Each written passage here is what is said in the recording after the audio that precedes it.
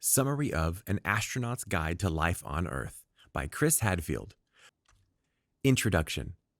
On the evening of July 20th, 1969, author Chris Hadfield was just 9 years old when his life changed forever.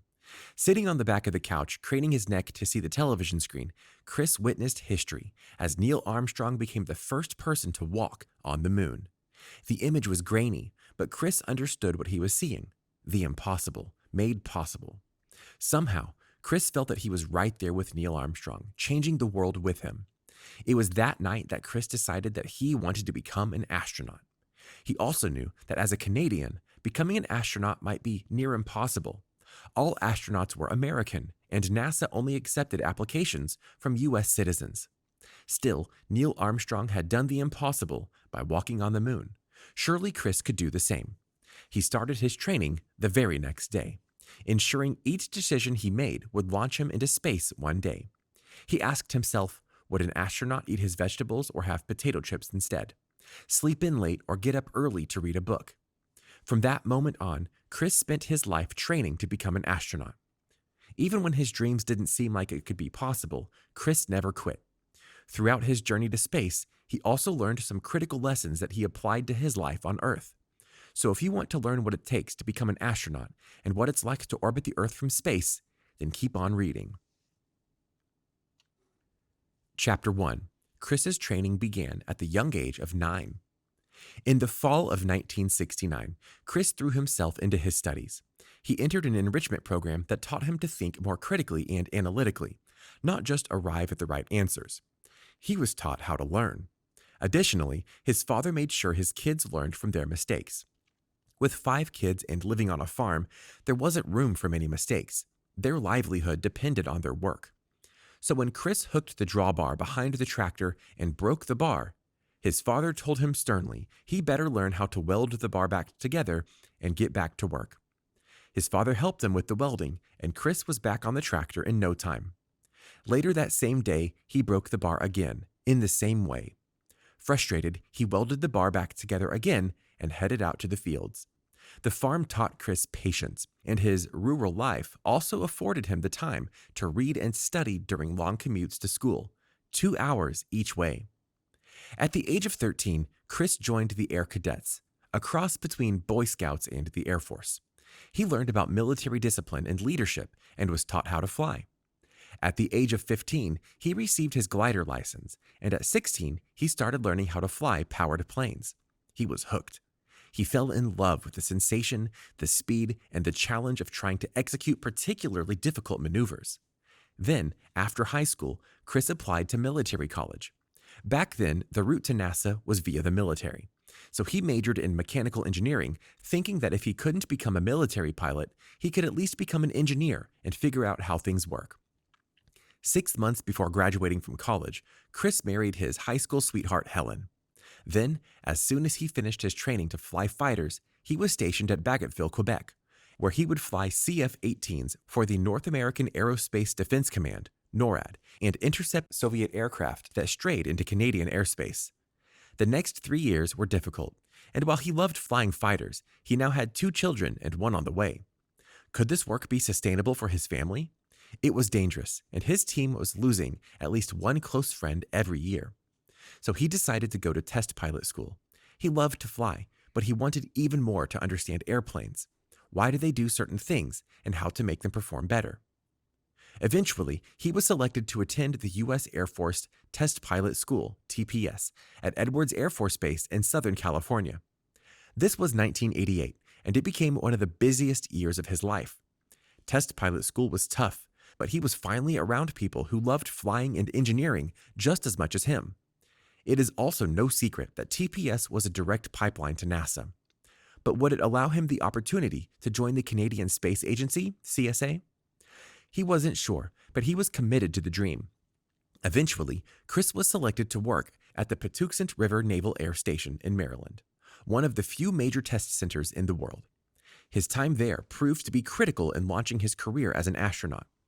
During his time in Maryland, Chris tested F-18s, trying different techniques to control airplanes without sending them ripping all over the place. Meanwhile, he began earning a master's degree in aviation systems at the University of Tennessee. He then piloted the first test flight of an external burning hydrogen propulsion engine, an engine that would make a plane fly far faster than the speed of sound. As if that wasn't enough, he and Sharon Hook, another flight test engineer, wrote about their research and won the Society of Experimental Test Pilots top award, essentially winning an Oscar in the world of test pilots. Then, in 1991, Chris was named the U.S. Test Pilot of the Year. But it wasn't until later that year when his dreams came to reality. The Canadian Space Agency took out an ad in the newspaper. Wanted astronauts.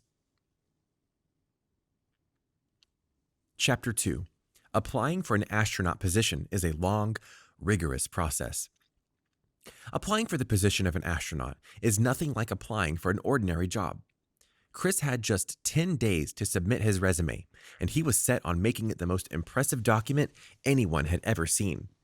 There were pages upon pages of everything he had ever done, every honor and award and course he could remember.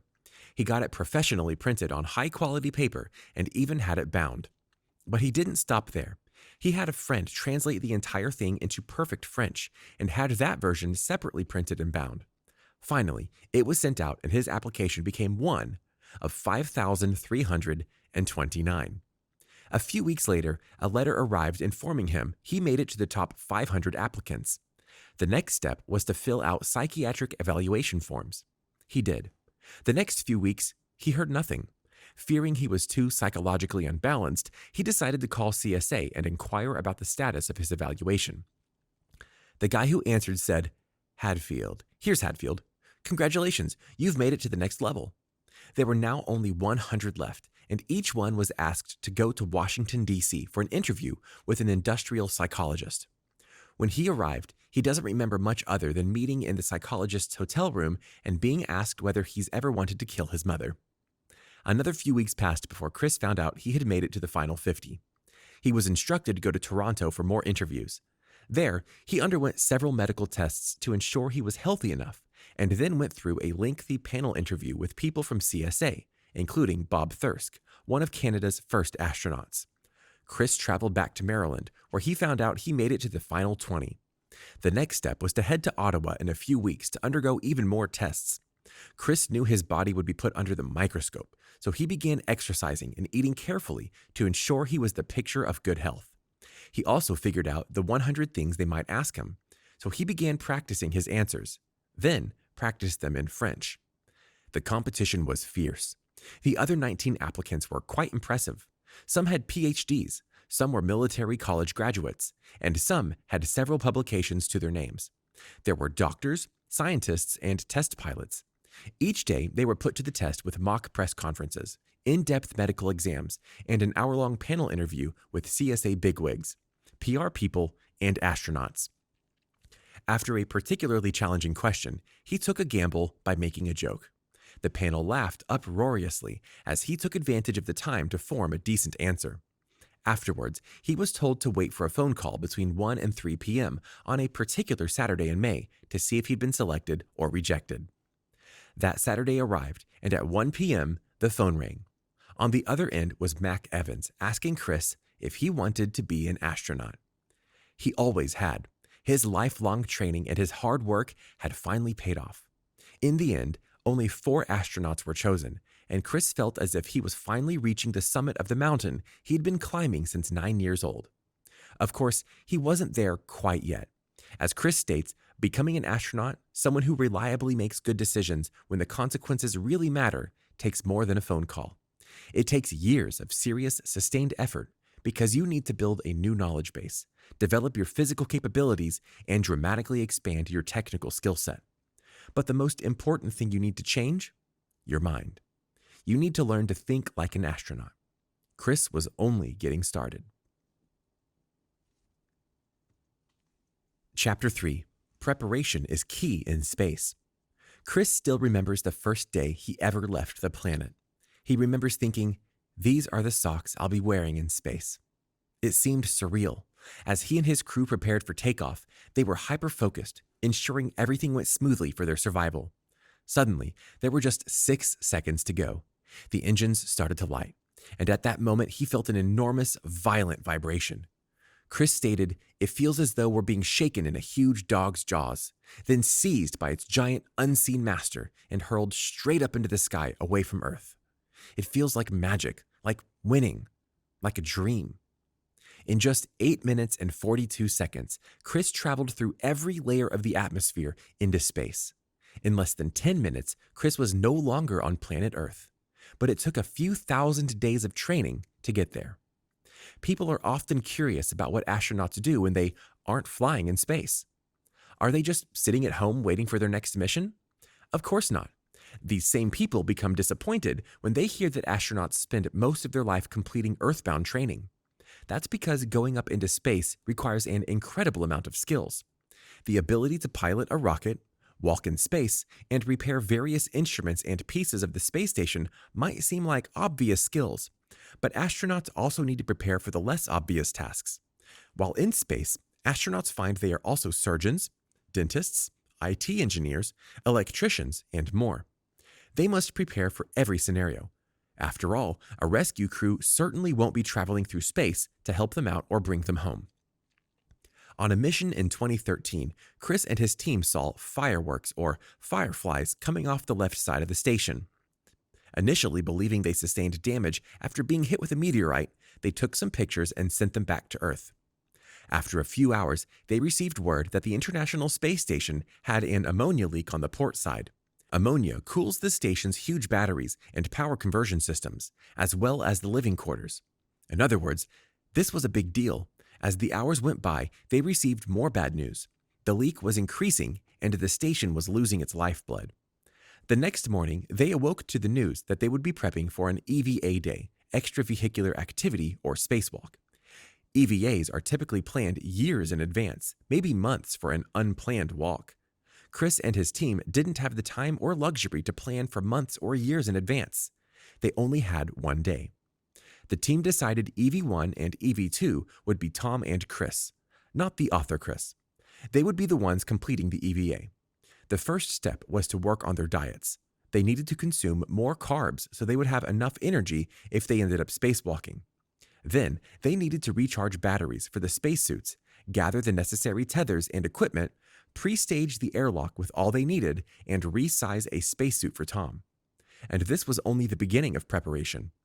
Meanwhile, Mission Control created the choreography for EV1 and EV2, determining the moves they would make and the tools they would need. Chris spent the day creating something that looked like an oversized dental mirror that could be used to inspect enclosed spaces for a leak. He simply used tape, zip ties, and an existing mirror. The preparation didn't end there. They had to prepare for everything that could go wrong. For instance, one possibility was ammonia contamination. Therefore, they had to prepare to decontaminate Tom and Chris when they came back into the station. Since ammonia decontamination isn't a common procedure, Chris had to complete a mini simulation where he looked at all the hardware and worked through the whole matrix of possible scenarios. The next day, the team completed the 5.5-hour spacewalk. Chris recalls that during that time, he felt like a choreographer watching dancers perform. Even better, the EVs came back uncontaminated and had fixed the problem. It was an overall success. They had beaten the odds, done the job, and perhaps even saved the station. Chapter 4. Making mistakes is unacceptable, but can provide life-saving lessons.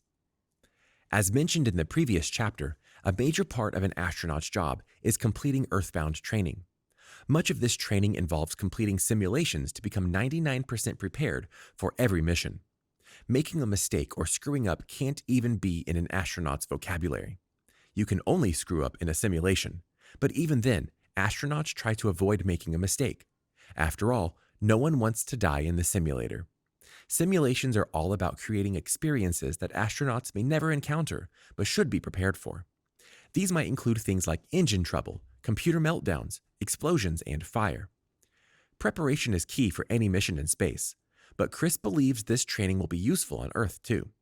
Life is anything but predictable, so planning for life's obstacles is one of the best ways to tackle them. Chris calls this the power of negative thinking. Once you've prepared for anything that can go wrong, you'll have peace of mind knowing that you'll make the right decisions no matter what happens. For Chris, his training has transformed into an everyday mental discipline. For example, if he enters a crowded elevator, he thinks, "What are we going to do if we get stuck?" Preparing for a mission comes with criticism as well. When you think about criticism, you probably think of people attacking you just to get you down. For astronauts, however, accepting criticism and giving constructive criticism is a crucial skill for survival. This simply means that astronauts must be able to point out mistakes in an objective manner, while also accepting their own without taking it personally. Learning from other people's errors and accepting criticism is a matter of life and death. This often means sharing mistakes openly in an environment where errors are unacceptable. As a result of this criticism, a list of flight rules is created that outlines the steps to take when problems do arise. Flight rules prepare astronauts to face problems with confidence and protect them from taking dangerous gambles that could have catastrophic consequences. After all, when you're in space, you only have each other to rely on for survival. You can take this lesson to Earth and use it in your everyday life as well. In other words, it's important to create an environment that encourages people to learn from their mistakes. Teams should learn from past failures and avoid blaming a single person. You should rely on one another for the survival of your business, company, family, or relationship. Chapter 5. Life in Space and Prioritizing Time with Your Loved Ones. Being an astronaut is certainly exciting and allows people like Chris to do something only a few dozen people have ever done. But choosing the life of an astronaut also means giving up spending time with your family. For instance, one of Chris's missions included spending 144 days on the ISS, the International Space Station. But before we discuss the difficulties of being away from family, let's talk about something you're all very interested in: life in space. What exactly is it like to live on the ISS for months at a time? Well, similar to that of a boat, everything you need is on board the rocket ship. There's no running water, considering the lack of gravity would simply make the water form into blobs and float around, ruining the equipment on the ship. No running water also means there are no long, hot showers. Instead, astronauts wash their hair by scrubbing their scalp with a non-rinse shampoo. Then, they have to dry it very carefully to prevent stray hairs from floating all over the spacecraft. Additionally, astronauts must exercise for 2 hours a day. Exercise is an essential part of the routine, as muscles and bones will waste away if they're not used. Moving through the ISS requires so little energy. Astronauts must use specialized equipment for exercise training. Of course, living on the ISS is more than just weightlessly floating around and exercising. Their missions also involve researching more about space and how to explore areas not yet discovered while staying alive. But much of their research helps life here on Earth, too. For example, experiments and research conducted in space have influenced the fields of medicine and robotics. Furthermore, much of the data gathered on the ISS helps power something you likely use every day: Google Maps. Spending all that time in space, however, means that astronauts must complete months and even years of training that doesn't occur at home. For instance, from 2007 onward, Chris spent 6 months of the year training in Moscow. Chris has completed training all over the world in places like the United States, Japan, Germany, Canada, and Kazakhstan. For many years, Chris only spent about 15 weeks at home, which meant he missed many birthdays, holidays, and major life events. As a result of missing out on so much family time, Chris details the importance of making up for lost time with your loved ones. Because his wife Helen supported his dream of being an astronaut, she supported his career wholeheartedly, despite the sacrifices Chris had to make. One year, the couple sat down to plan the times in which Chris would be away. He realized he would be gone for Valentine's Day, so he knew he had to do something special for his wife. That year, he arranged a gift and a card in advance to be delivered on that day. Additionally, he realized that the launch of his ship was happening on his son's 16th birthday. He didn't want his mission to overshadow his son's milestone birthday. So during interviews, Chris announced that his crew would be lighting the biggest candles, the rocket's engines, to celebrate his son's birthday. Astronauts aren't the only people who have stressful, demanding jobs that require them to be away from their families. Even those who don't spend time away might not appreciate the time they do get together. Therefore, Chris believes it's important to prioritize family no matter what your career is. Find ways to make up for the lost time with them, and as a result, you'll feel more connected as a family. Even when you do go away, they'll be reminded of your love and understand that you can't always be there. Chapter 6: Returning to Earth and Readapting to Gravity. As you've learned so far, launching off into space takes years of preparation and training. When the time finally comes, takeoffs is an exciting event, gathering thousands of spectators and media who broadcast the rocket ship taking off into space. The spaceship rumbles, flames erupt, and in less than 10 minutes, the crew is up in space. But how do they return? Well, let's just say it's not as smooth as taking off, if you can call being jolted around violently smooth. Today, most space shuttles land on the Russian Soyuz spacecraft since the American space shuttle stopped its service in 2011. Unfortunately, Soyuz landings are also notorious for being rough. Re-entry into the atmosphere takes approximately 1 hour, and nearly every astronaut has an incredible story involving a rough landing. For example, astronaut Yuri Malenchenko detailed the events of his 2008 landing on the Soyuz. During the landing, the parachute designed to decelerate the re-entry capsule caught fire and completely burned up. Luckily, the crew survived despite landing far away from their intended target. As a result, no one was around to rescue them. Eventually, many locals followed the smoke, asking the astronauts where their boat came from. Surviving the landing is only the beginning. After being in space, the body must readjust to gravity. They say it takes a day on Earth to recover from each day in space. When floating in space, your body is completely weightless. So when you return to Earth, your body feels as if it has aged. Simple things like sitting in a chair and feeling your weight can become uncomfortable and painful. While it may take a long time to adjust, returning to Earth has become a transformative experience for many astronauts, and they often find a new appreciation for life on Earth. For Chris, he realized that space is both fascinating and lethal to life. This realization helped him develop a new perspective and helped him apply the crucial lessons he's learned as an astronaut to his everyday life on Earth. Final summary.